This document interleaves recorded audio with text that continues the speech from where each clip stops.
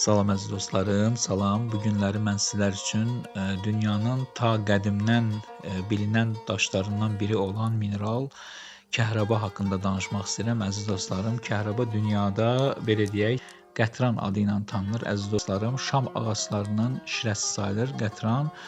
Şam ağacının şirəsinin tərkibində əziz dostlarım, yeraltı yodlarla zənginləşir kəhrəba və ağacların kökündən neçə yüz min illər axır və kökdən axan şirə yodla zənginləşir, yerin müxtəlif qatlarında və minerallaşır.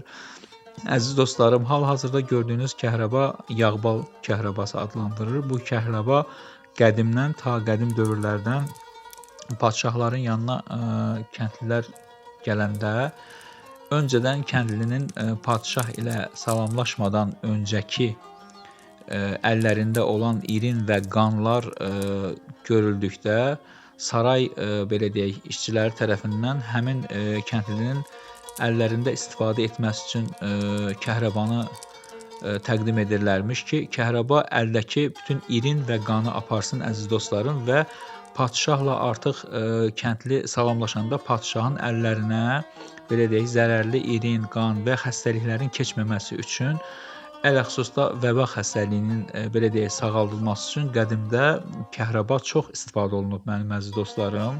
Ona görə kəhrəbanın istifadəsi mütləqdir və biz tərəfdən ekspertizası olunur və yoxlanılır əziz dostlarım. İnşallah mən gələn verilişlərimdə də kəhrəbalar haqqında danışacağım əziz dostlarım. Kanalımıza abunə olmağı unutmursunuz. Sağ olun.